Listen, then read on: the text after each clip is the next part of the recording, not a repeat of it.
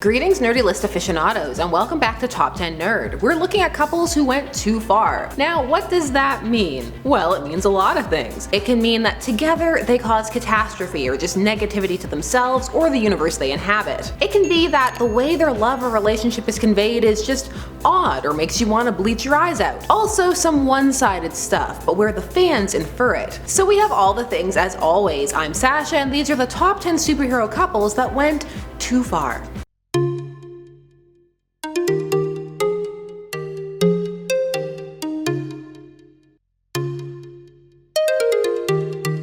Number 10. Deadpool and Spider-Man. Hold up, you're angrily typing. They're not together. Spideypool isn't real. It's not canon. How dare you? Well, hold on a moment. Spideypool may not be canonically in your face. They're not banging in the sky like some people on this list will be later on. But Deadpool has an open and acknowledged crush on Spidey. He loves him and will do anything for him. It's currently manifesting as a desire to be his friend and prove himself to be a good enough person to be said friend. And as for Spideypool, well, fan shipping of this couple is a big part of why these two got their own team-up comic, which lasted for 50 issues by the way, since it proved there was demand and an audience for it. There are many different sides of fandom and they impact it in different ways. Now when I say Deadpool will do anything, I mean anything, literally. He'll go to hell and back, let himself be stabbed, decapitated, and more, just for the hope that Spidey will spend more than 5 minutes with him. And he can be insulting him those whole 5 minutes, he'll take anything. So how is this too far? Well, when you're getting killed by the person you want to spend time with, but still are hanging out with them after,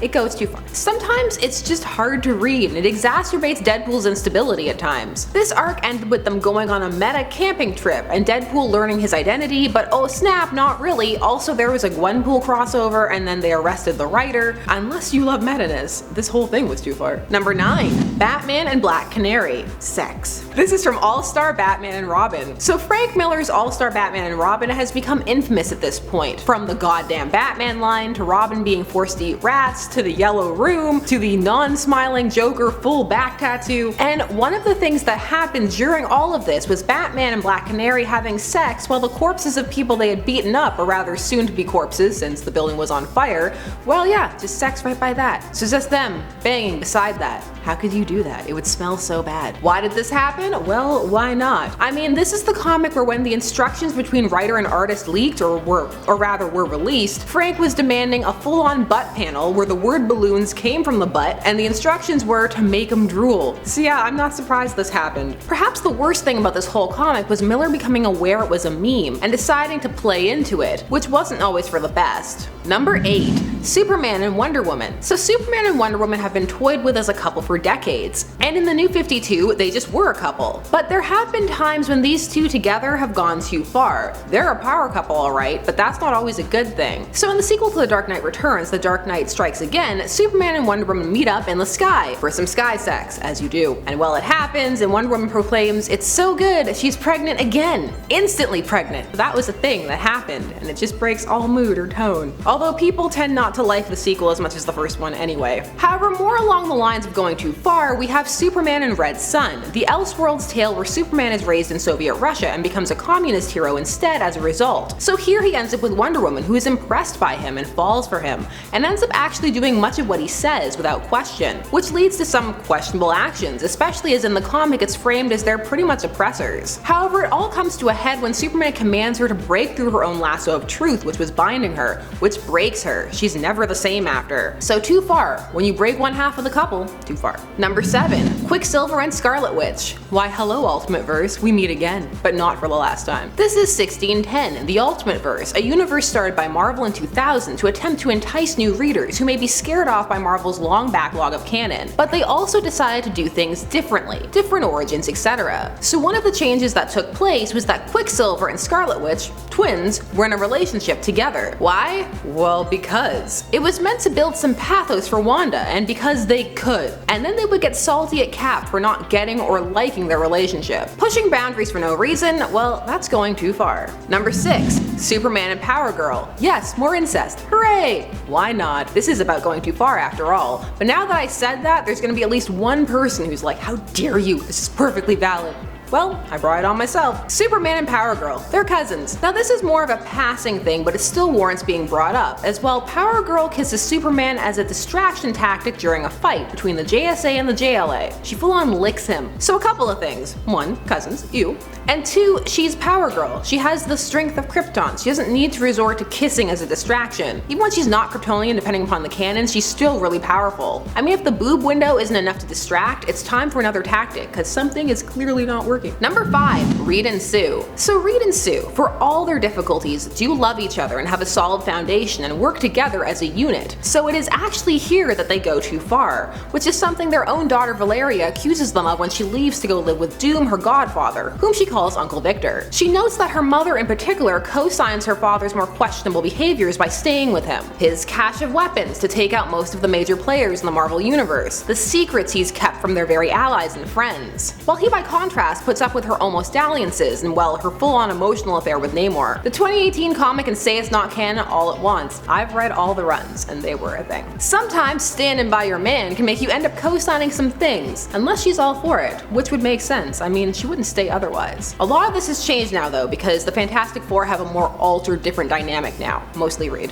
Why do I want to see Reed with the Maker? Why do I want this? What's wrong with me? Send help. Number 4, Angel and Husk. This relationship is one that fans cannot really get behind, well, a lot of them, and it's also from a run that many don't particularly like. This was from the Uncanny X-Men and the storyline She Lies with Angels, and they really mean it, although they should have said She Flies with Angels. So there was always contention about this couple because of the age gap for some, this being between Angel, Warren Worthington, and Husk, Warren Worthington III. But then he spends the night talking to her mom, and she's all, why are you torturing yourself? Is it the age gap? Because I don't care, I ship it. But he's all, no, all the people I love died. And then Paige, that's Husk, comes in and is all, that's my decision. And they end up fighting outside in front of everyone. And he's all, I could love you more than Betsy. That's Psylocke. And wow, is that romantic? I guess so. They end up banging in the sky, full on, in front of the X-Men and her mom. Why would you do that? Too far. Number 3, Cyclops and Emma Frost. So Emma Frost and Cyclops' relationship begins as a psychic affair where she was counseling him over some of his, well, conflicting feelings about Jean and the Phoenix and everything that happened there. But she would also pretend to be Jean in these sessions, and stuff happened. However, at the end of that arc, Jean is all, you two can be together. And so they are, and they become quite the couple. And while Emma's anti-hero-ness combined with Cyclops' leadership style, abrasive, and his willingness to be clandestine and his more bitter approach after some reveals about Xavier, these two become quite a dangerous couple, a force to be reckoned with. When they make moves, the Marvel Universe is changed. Emma even uses Cyclops after his death as a psychic projection for their purposes. It's all pretty dark, and yet they work as a couple. Unpopular opinion, but I think they matched better than him and Jean. What are your thoughts? I'm sure you're leaving them down below. Number 2, Scarlet Witch and Vision. Scarlet Witch and Vision have quite the tangled web of relationship and history that has been polarizing for the very writers at Marvel, which led to some of the things that happen in the overall Marvel universe. So Vision has the brain patterns of Wonder Man, Scarlet Witch's previous romantic interest. It's the baseline of his interest in her, though it moves beyond that. These two, well, she's tried to destroy him more than once. Then there was the removal of their non-existent children at the time. It was more complicated now the children exist, it's a whole thing. Some of this was caused because writers hated their marriage. Comics are full of marriage haters. They feel it stagnates characters. I hope they aren't married, because if I was their partner, my feelings would be hurt. Feeling stagnant? Enjoy the couch. Not even the couch, the floor. The floor builds character. Vision modeled his robot wife's brainwaves off of Wanda, by the way. This whole thing is so tangled, and we got things like Avengers Disassembled and House of M,